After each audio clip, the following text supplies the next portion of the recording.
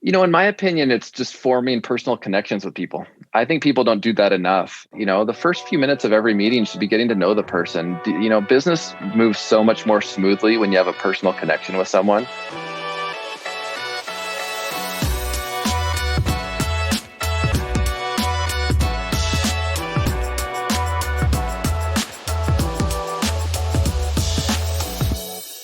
Good morning, everyone. Welcome to another episode of Business is Human. Today we have Wyeth Goodenough, Chief Customer Officer of Ironclad, joining us on the show.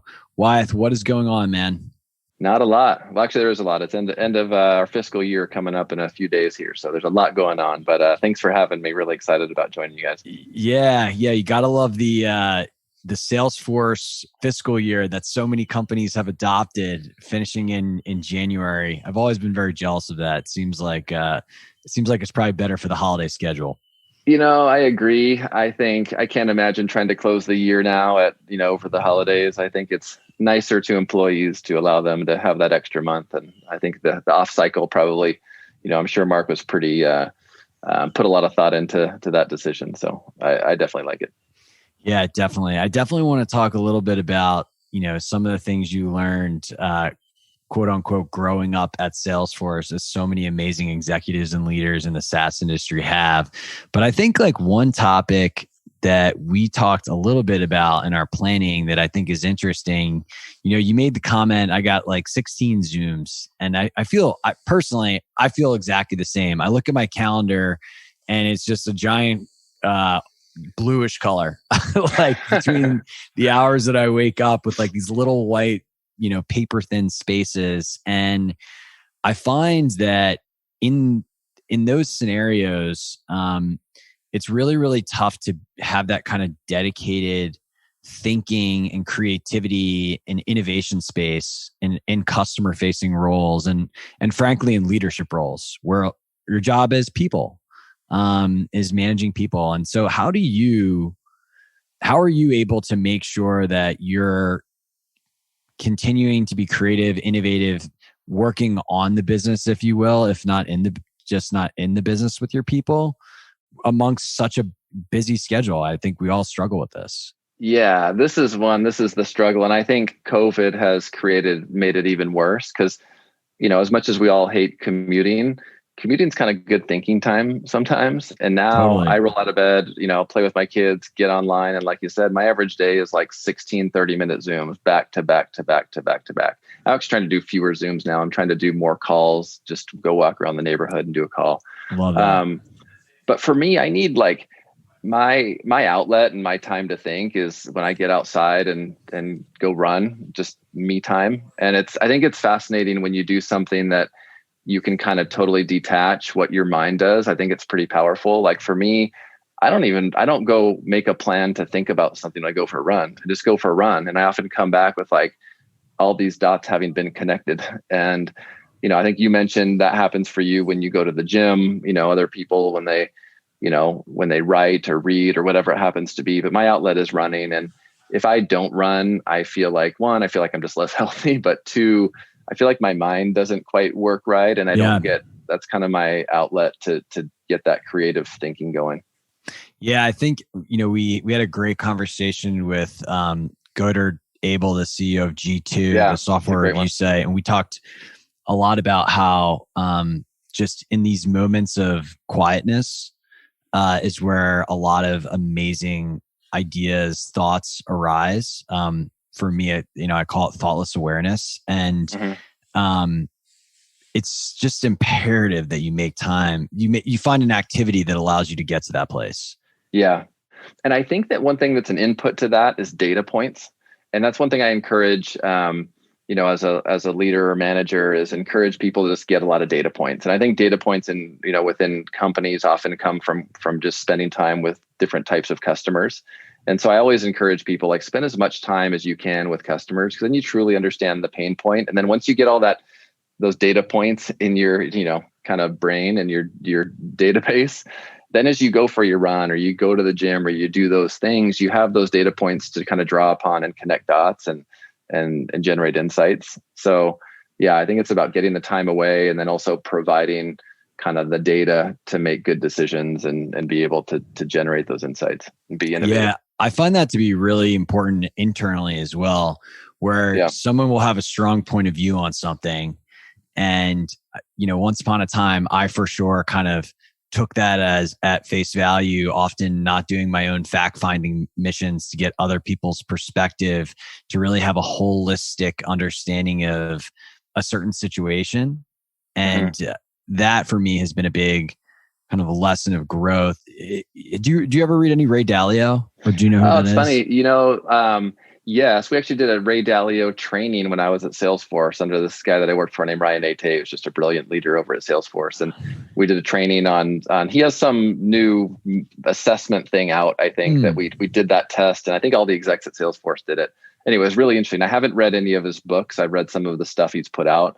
And we did some of his training, which is really That's cool. I didn't even know that he had training. I honestly always, the finance thing was never a direction I went, but in his book Principles, he talks about this idea of almost seeking opposition and seeking disparate opinions in order to arrive at the best conclusion, which is very counter to, I think, a lot of our natural behaviors as humans, where we are seeking people that agree with us, frankly. In modern society. And so his idea is like actually be very intentional about getting the data points of people that frankly have a different opinion than you in order to ultimately arrive at the best conclusion or hypothesis of what that might be. I love that. I actually had a chance to go work in Australia for a while when I was working for Accenture. I went to go work for a beer company. I was actually thinking about leaving the company and doing something new. And they said, "Hey, you want to go work for a beer company in Sydney?" And I was like, sold, I'm staying. That sounds pretty sweet. So I stuck on and stayed at Accenture, I think 4 more years. But anyway, I showed up there and it was amazing. I love Australia and Sydney, just phenomenal city. But this company is really neat. And the mentality they had was called challenge and build. And it was something that was pervasive through the organization. It was a company named Lion Nathan, second largest brewer in Australia. And it was a really good, it made it okay to challenge because it was kind of pervasive through the culture. And so we would, you'd say something and someone say, "Hey, just to challenge that thinking, what about this?" And I feel like sometimes it can be scary to challenge things in kind of our normal business environment because everyone wants to disagree, especially when it's someone of power in a company. But having that motto, I thought really helped and made it okay to challenge. And I think that just makes for more sound thinking, to your point. Yeah. And I actually think you bring up a really good point where a lot of companies, they can try to say, we believe in transparency, or we believe in challenging, or we believe in, opposition, whatever it is, but they don't necessarily give people the literal tools, words, and training to do that. Yeah. And so they're not equipped. They're not equipped to have those conversations, and they're not comfortable. And so I think, a lot of what we've seen with a lot of leaders that we have on the show is saying that you have these values is one thing, but actually like training your team so that they can enact these behaviors consistently is really kind of how you get the results and getting people behaving in the way that you want. Yeah. At Ironclad, we run our company off a company plan. It's kind of like Salesforce's V2 Mom, and we have our top level company plan, and then each team has their plan, and our customer success organization plan, which, includes our professional services, support, CS. We also have partnerships and do a few other things for the organization. Our number one priority is this last year and this year, I'm working on it right now, is become the number one customer success organization in SaaS. And that I think pushes us to excellence, but it's not me directing everyone. I tell everyone, "Hey, we want to do this. And all you amazing people who have amazing experience, let's talk about things we can do to improve. And if you're seeing something that we should be doing, I don't care if you just came from, undergrad at Berkeley and you're joining the team and you're 22, like raise it. Let's talk about it and let's see if we can get better." And so it's our number one priority is just getting better as a team, hiring great people, cultivating great people, and then taking all this amazing knowledge within these great people we've hired and building the best processes, the best tools, the best engagement model, et cetera. I love having a target to run after. And so I think that's really cool. How do you guys measure yourselves? How do you evaluate whether you're achieving that goal? Good question. I think about this one a lot. And I think it varies by type of company you are, what your CS organization target should be, and kind of how difficult your product is to get live and support. If you take an SAP, for example, to implement and support long-term, that's like a 10 out of 10. That's just hard. That's a long multi-year implementation, and then support of it's hard, and making customers successful is hard. Where if you have a B2C app that's just like turn on and go, that's maybe a 1 out of 10, and that's easier. So I think engagement models vary. And, I met with the CEO of a company recently whose product, if they just get it in the door, it just goes. And so they don't have to do as much customer success, adoption driving activity, because it just flies. And so I think it really varies by company. You got to think about what are the metrics you should track towards. But I do feel like at its core, you've got to have gross renewals as your number one. At least debate, at least think hard of why not. A lot of companies go to logo churn or go to net renewals. And but to me, the post-sale organization's job is to defend the base of revenue that was brought in. And so when you go and sell $100 worth of stuff, we need to, in CS, guarantee that $100 is going to get renewed. And I think we have other jobs to do, like expand usage of the product and provide some layups to the sales team to go, sell more, which is an argument for like an NRR, a net renewal rate, kind of metric. But I think at its core, you've got to have gross renewals. The challenge with gross renewals, though, is that it's a lagging indicator.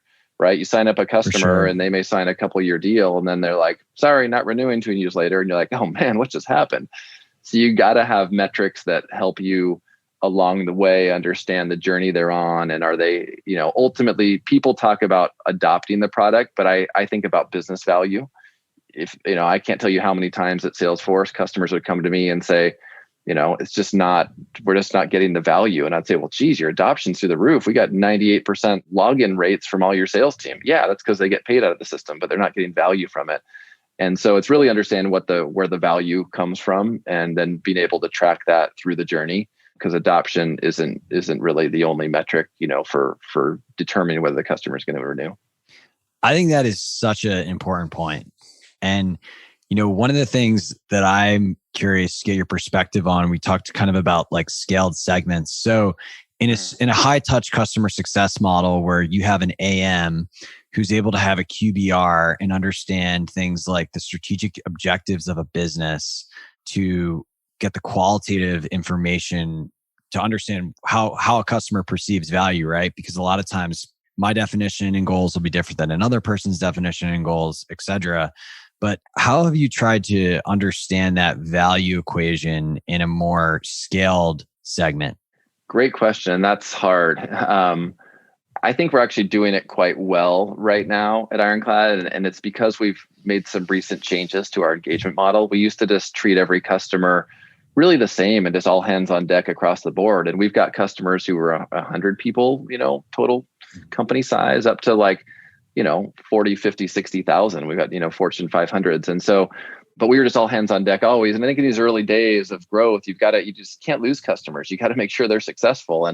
And so we touch everyone kind of the same way. Well, obviously that's not super scalable. So over the summer, we put a lot of thought into that model and put a lot of thought into kind of that lower end of the segment, kind of like, 100 employees up to 1,000. And we made some pretty significant changes to the way we engage. And I think it's actually worked out even better than what they were getting before, because we're, spreading people so thin, trying to support every customer. And what we did is we launched this team called the Digital Success Management Team. And it's focused on using tools and technology to engage in kind of a more scalable way. A lot of companies call this like scaled customer success. I don't like that wording, because to me, that just implies doing more with less. Like I wanted to take a digital first mindset with these customers. And so we've built algorithms and use different tools to understand where those customers are on their journey and engage with them in ways that is much more targeted and scalable. And so we've built, and I mentioned this before when we were talking earlier, we have the scoring system, which a lot of CS organizations have. Ours is called the Ironclad Maturity Score. And it measures all these different inputs of the customer, but it measures not only just kind of adoption of the product, but also the way they're using us. And we've identified certain use cases that are more valuable than others, and those get weighted more heavily in the algorithm. And so we, through the scoring system, we believe we can, somewhat accurately, call it 80, 90%, track the health of customers. And then and then engage with them based on this algorithm in the ways that, we think will drive more value and ultimately retention to the customer. So this team has been transformational for the organization, and just the mindset of kind of understanding where they are on the journey, using algorithms and tools, and then engaging with them in kind of more scalable ways with targeted content. It's awesome. I hear what you're talking about, and it almost reminds me of a lot of programs that people run at the top of the funnel with behavioral based marketing automation, supporting nurturing, using the activities generated based on how people are interacting with your content and website to more or less drive behaviors. And that's really, really cool that you're doing that. I agree with you. I think it's really, there's a lot analogous in CS to what's going on in sales. I mean, sales needs to it's about identifying the customer problem, right? And how do you solve their pain point? And just because they bought your product doesn't mean they don't have the same pain points. Now you got to get them to use the product in a way that solves the pain point that you sold it to them for in the first place. And so, and that's hard also. And so, I totally agree with you. I think what we do in customer success is very similar to what sales does. We're just dealing with a customer that's live, and now we got to figure out how to maximize that value so that they want to stick around and hopefully one day buy more.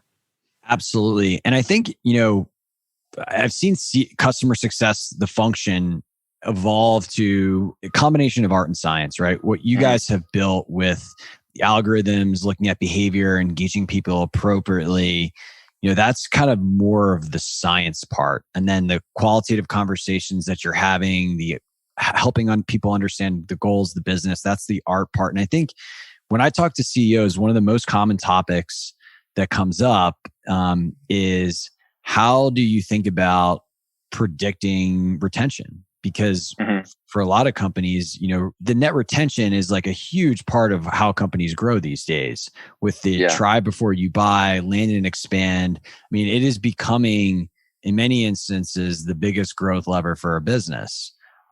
Yet we have so many external circumstances in the world right now where it's not just as easy as, oh, they're using the hell out of our product, or we have a great champion.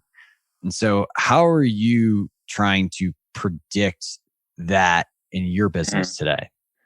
Good question. And, it's interesting. When I joined Ironclad, one of the things that I was kind of most trying to, understand is just the health of our customers. And I found that I would ask people sometimes, like, how's so-and-so customer doing? Oh, they're great. They love us. Like, we're super tight. We text each other all the time. All right. Are they using the product? Are they getting value from the product? Different answer.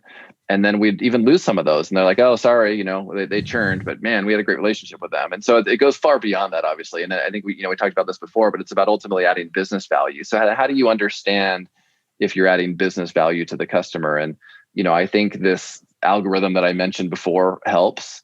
In the higher touch model, getting closer to them and doing QBRs and talking about metrics and how you're impacting metrics, or spend a lot of time on, what should be the legal team's scorecard. I mean, if you're asked a lawyer what their scorecard is, they show the CEO. They don't have one because they don't have any data.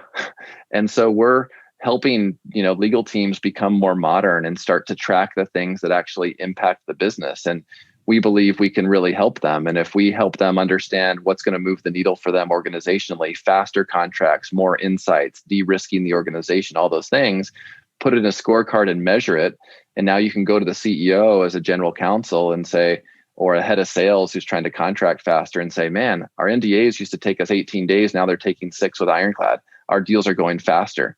That's data that's showing value. And so we need to be able to show customers what are the metrics they should be tracking that show impact in their business. How are you tracking against that, and provide it to them in an easily, digestible way. Does your product do that on your behalf to understand like the relative impact that it's had, or is that something that the team's kind of pulling together manually? We have a good chunk of that, but it's an area we're investing heavily in. I'd say because it's interesting. There's been like a transformation in contracting and legal teams over the last 5 years. If you look at the rise of legal operations, it didn't exist 5 years ago. I mean, there was no one in it. And now I think 25 or 30% of companies have a legal ops function.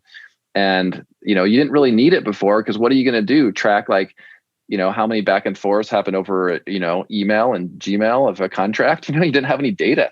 And now with Ironclad, you've got data. And so there's just this immense desire and need to consume more and more and get more and more data of how many, you almost think of lawyers, if you run a big legal team, of like, it's a little bit analogous to a support organization, right? Like you have a case queue and you're working cases and support, where in legal, you're working commercial contracts. And how are different lawyers doing? Which ones are getting bogged down and need help? Which one, there's all this data. And so as we've started to dig into this problem and provide data for customers, they're just like wanting more and more and more. So to answer your question, there's great data coming out of it now, and we're just getting started. So if you ask our head of product, Steven Yan, who's amazing, he joined us from Zendesk. He's, maybe the best PM I've ever worked with. He's phenomenal.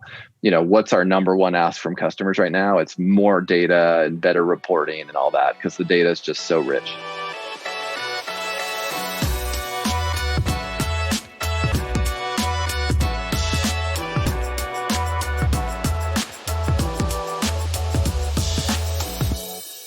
So here's a question, because I love everything that you're talking about. I mean, it's kind of like the dream state of a CS org with that level of maturity, that level of understanding of which use cases hold the value. And obviously, understanding a customer's pain point and what drives business value for them has to be the number one priority. But what I'm curious about is, how do you balance that with the type of solutions that you guys are building?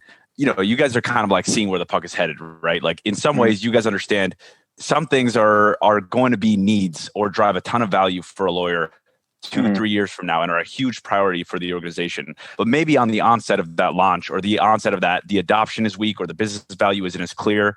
How do you guys balance those two factors? A lot of companies don't even know where their contracts are, and they don't know what's in them. And so, I think if you ask the majority of decent sized companies, said, can you just show me where your contracts are? They would say, we've got some on this lawyer's hard drive. Some are printed out in a box over in the cupboard over there. Some are in a box folder, a Dropbox folder. There's there's everywhere. So I'd say we're still in a state of just building the foundation. Companies just like, all right, if you could just get me all of my contracts in one place and you could let me know what's in them, I would be super happy. And so that's like, foundational and adds huge value right there. And then you say, okay, well, now what does the future look like? And we're doing amazing stuff. We've partnered with Google and doing really crazy stuff on AI that's fascinating, of like, you can just load up your contracts and through our smart import feature, just have all the, the data from the contract uploaded into Ironclad. And then, upon finishing contracts, you can apply that AI and have that data, pulled out and OCR'd and everything. And so it's, there's just, I think we're just getting started, but I think to answer your question, I feel, hopefully your product is adding value from the beginning, at least a little bit. And if it's not, I think you probably have a problem. So it's like making sure your product adds a little bit of value, at least at the beginning, which I know we are. And then it's, it's continuing on that journey to add the most value you can over time. Yeah, I think a lesson for me in just business building in general and product is really, it's important for you to understand what are the metrics and things that you can measure that you're going to impact, and then make it easy for your team to understand that. And look, our solution is a more challenging one with Troops, because we are a Swiss Army knife for every single thing that's happening in your CRM. Some companies want to increase win rates. Some companies want to drive more proactivity on renewals. Some companies want faster speed of lead. There's like a zillion different ways that you can measure the impact. But what I've seen with a lot of companies that, perhaps have a more narrow but powerful use case is that product measurement before and after is something that is built into the product very, very early on. I'll give you an example. We use the website chat, Intercom, Drift, there's a bunch of them, but inside of the product, they tell you how much dollars in pipeline from Salesforce have originated via the chat. And so when that CSM gets onto the call and asks you for an upsell or renewal, it's really, really easy for them to point at the number and just point at the scoreboard and say, look, I'm asking you for X, but look what we've done for you. Yeah, absolutely. I think that's huge. And I love what you guys are doing, by the way. I know when we connected earlier, we talked a little bit about this, but I've been fighting the trying to get data into a CRM tool my entire career. I started my career at Accenture and doing work with Siebel systems and spent 7 years trying to get people to adopt Siebel. And then join Salesforce. And I look what you're doing, and it's just awesome. I mean, it's gonna, and that's the problem. I listened to one of your earlier podcasts with your CEO talking about trying to get data in the system so you actually have the data that you just shared with me.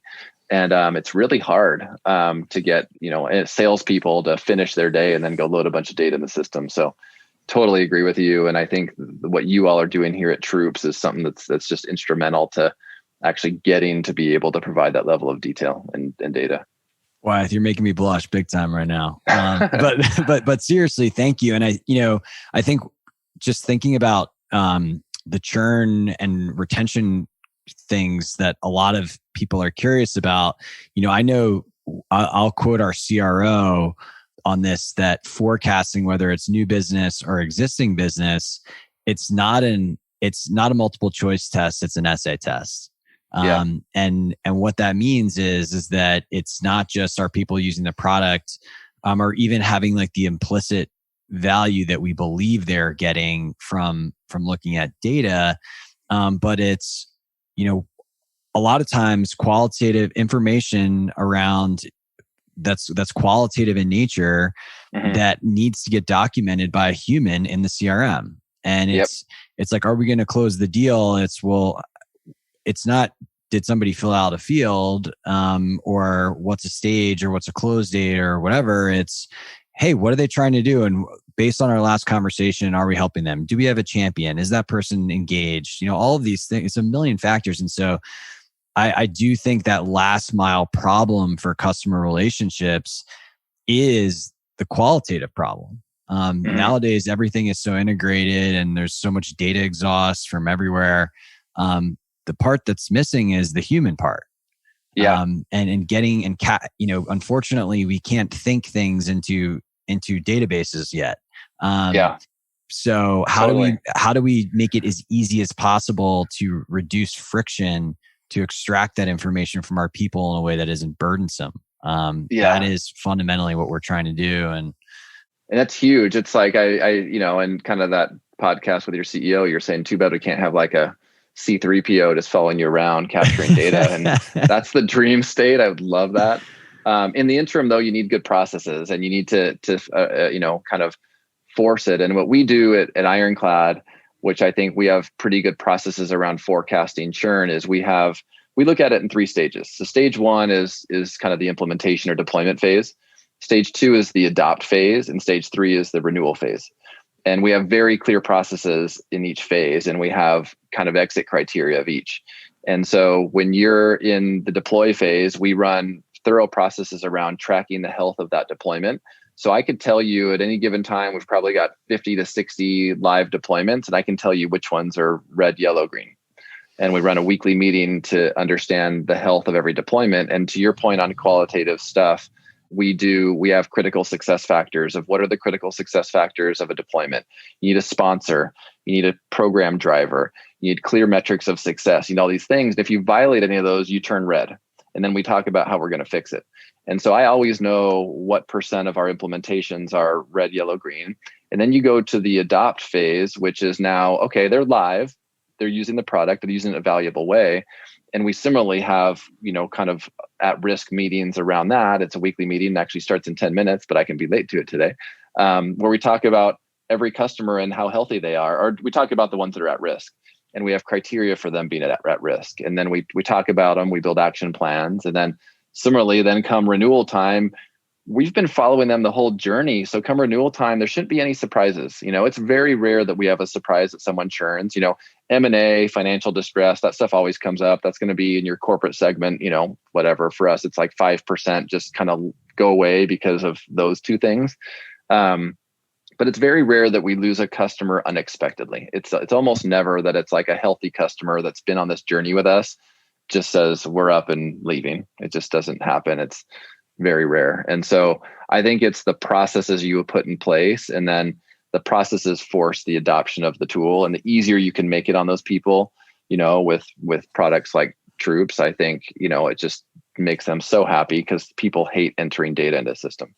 Totally agree on all fronts. And I think one interesting thing that I just learned there is because a lot of companies have the red, yellow, green system, right?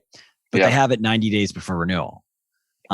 which is a lagging indicator. And so the fact that you guys have kind of split those out is, I think, brilliant. And when you're able to split them out, it's probably easier for people to kind of have a very clear definitions of what those look like, what to watch out for, and how to ultimately change them. And it's everyone's job to secure the renewal. Back to the what should we be measuring and gross renewals. And there's all these other metrics we look at too, NPS and all sorts of things. But everyone is thinking about that renewal from the beginning. And our head of professional services, this incredibly talented guy named James Hansa, we call that group legal engineering. When we put together his plan, like the first thing on his plan is secure the renewal during the implementation. So they're thinking during implementation, and I want to ask everyone on his team, like at the end of an implementation, are they going to renew? And they've got a pretty good idea if they're going to renew or not, because did things go well? Are they using us in a high value way? Do they understand the platform? Are they set up success with, the right internal processes and teams and stakeholder alignment, all that stuff. So it's everyone's job to secure that renewal, and it's got to start day one. Yeah. Just one thing I wanted to add there before we go into the lightning round here, is that, it's amazing how thinking through the way in which you're going to deliver and really digest that data impacts like how the outcomes of that meeting, right? So like for you, when you walk through that meeting of going through the green, yellow, and red and all those accounts and where they stood, maybe that is like the ideal situation or method of doing so. But when a lot of companies, like some companies might do that via reports or on a Zoom meeting, and some companies might have it, like using Troops, right, with an integration to a messaging channel where you're seeing it in a feed, right? And like all of like the way that people consume information is a piece that I think is underrated in that equation. Yeah, totally. And as you scale, it becomes harder and harder to capture the information. So, we should talk after this meeting about Troops, because we're, in this segment, this digital success management segment, that's, this team that's doing kind of the lower end, or, kind of 100 to 1,000 employees. They're like high turnover, they're almost like BDRs who are there, like, talking just, high turnover, and they need to get, if you're just trying to go through Salesforce on its own to enter data, you're moving pretty slowly. And we're big users of Slack. And so being able to figure out how to combine all that into a really fast, seamless, kind of ingestion of data into the system is really important. So let's talk a bit about you, Wyeth. My first question for you is, what was the biggest inflection point in your career? Oh, I'd have to say I found myself in a really interesting situation at Salesforce. So I was at Salesforce for a little over 7 years, and a few years in, I was working for Christina Kosmowski, who was just great. She was she was Salesforce for a long time. Used to run the West for their customer success group, and then went on to ultimately she's at Slack and has now moved on to do something new, which is really exciting. She just announced it a couple of days ago. So she's great and a mentor of mine. But she decided to go take the global renewals job. So I'm running a small little sub-region, of the customer success group. And she decides to go on and from her, big role of running the entire West for the customer success group at Salesforce, and go take the global renewals job. And I don't know what happened, but like the other 5 people who were all in line to get that job all left and did something else too, like all at the same time. And I was like the last one standing. And John DeRocher, who's a great guy and just a brilliant person at Salesforce, who's, runs North America there, basically said, are you up to it? You want to do it? And, it's a little more complicated than that. But at the beginning, I was like, no, it's just too much. I mean, running every functions, service, kind of every CS function for a team of about 200. And we had just bought Exact Target, and we're merging that into so we can get even bigger. And I was running a team of 10 people at the time, managing a team of 10 people. And I thought about it a lot with my wife and my mentors and everything. And I was like, this feels like too big of a leap for me. But I finally said, go for it. So I said yes. And so I went from running this kind of tiny little region to now running the entire West, having, a team of 200, running all these functions I had never run before. And I was terrified and I was out over my skis so far.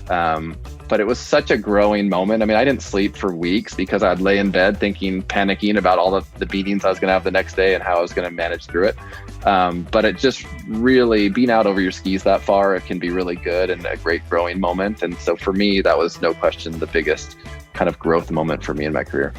So in terms of, this can be a personal project or a business project. What is your 10X project right now? What are you most excited about?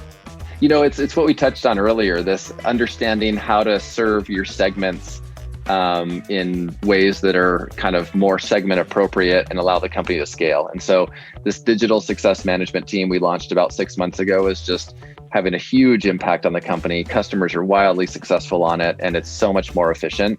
And so that's no question my 10X right now. I've got a lot of things I'm super excited about, and the team's always bringing great ideas forward. But right now, I'd say that's that, kind of targeting that corporate segment and getting more efficient with it. What is the composition of that team? The digital success management. I mean, are these people that are like data people and content creators? Yeah.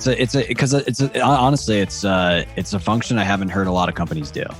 Yeah, it's I've always heard kind of this team called, success at scale. It's what Salesforce called it, but I don't like that terminology because it just feels like, who wants to be on that team? It sounds like you just got to go serve millions of customers and have no resources. It's like just, so I want to take a different crack at it. And it was, kind of a digital first mindset and using tools and technology to get more efficient with the customers.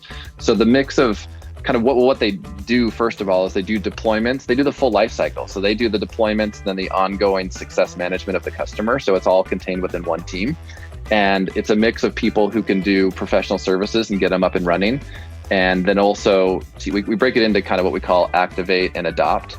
So the activate is getting them live on the technology. The adopt is then the ongoing support of them to make sure they're successful.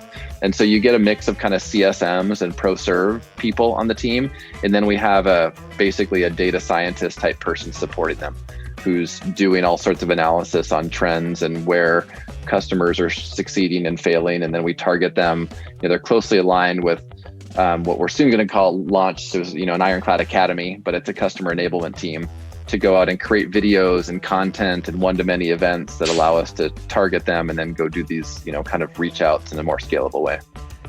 Yeah, I feel like if I had to pick one department that I think is just going to explode over the next 5 years, I think it'd be customer enablement. I keep seeing it everywhere and just how important it is. Like you were saying, right? You pick a product, if it's simple and the engagement model's light, right, and it can run on its own. Those are also the products that most people aspire to like have that kind of growth flywheel, right? Like where it's just like, anyway, moving on to some of these last final questions. What is the most underappreciated or underrated professional skill in tech today? In my opinion, it's just forming personal connections with people. I think people don't do that enough. And, I think it's the first few minutes of every meeting should be getting to know the person. Business moves so much more smoothly when you have a personal connection with someone. I went through this thing called CXO training at Salesforce, which is focused on how do you engage with C-level execs. And a big part of it was called the icebreaker section. It's like, how do you form a connection out of the gate with an exec?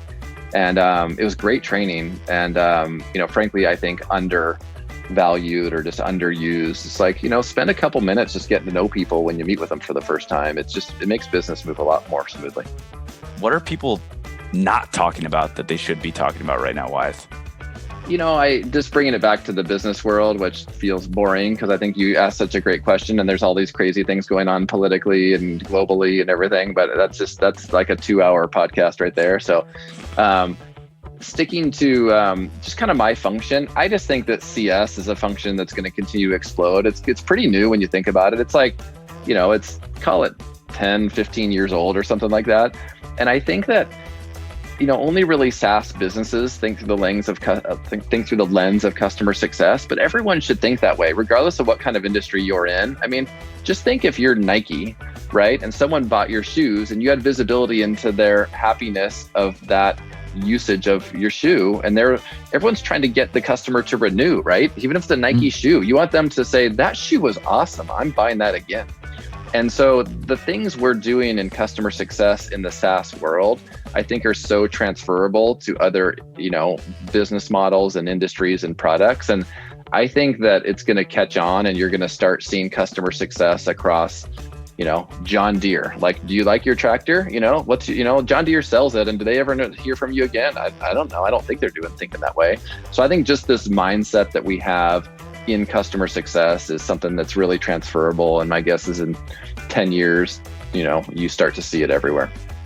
No doubt. I mean, I would say, like, when I came into Troops and I heard customer success, I was like, what is customer success? And, at first I was like, I guess they just like kind of like handhold the customer and they're more like support people. I could not have been more wrong. I have so much respect for our CSMs, and I actually think they're like the heartbeat of our business. And just like the people that are just at the intersection of everything, and at the front of the people that matter most, which obviously are the customer. So funny story for you around that. So when I interviewed at Salesforce, they were hiring me to be the CSM for Google, so to manage the Google account. And I was like, wow, I read the job description and I was like, this is amazing. This is going to be so interesting, working for Salesforce and then managing the Google relationship. And I read the job description, like, amazing, went through the whole interview process and loved it. And then at the end, I was like, I'm so excited to do this. This is exactly what I want to do. But can you just give me a different title? Because customer success manager doesn't really exist on the market today. And if it doesn't go well and I need to go get another job, like, no one's going to know what in the world I did. So they basically said, no, like, that's the title. We're not going to make up some title just for you. And I was like, okay, I'll take the job anyway. But I'm so glad I took the job because now it's like I was one of the first customer success managers on the planet, and I've learned so much through the journey. And now it's a totally legit profession and title. And it wasn't 10, 12 years ago, when I was getting into it. So anyway, totally agree with you. Well, Wyeth, man, this has been a great conversation. I learned so much, and what you guys are doing at Ironclad is awesome. And we might have to look into what you guys do too. No one likes to see a deal that got held up because of legal and have no insight into what actually happened there. So all of the revenue leaders out there, make sure you give Ironclad a look. But thanks again, man, for coming on. This was really, really great. This was great. I really enjoyed it, and congrats on all your success, and look forward to staying in touch.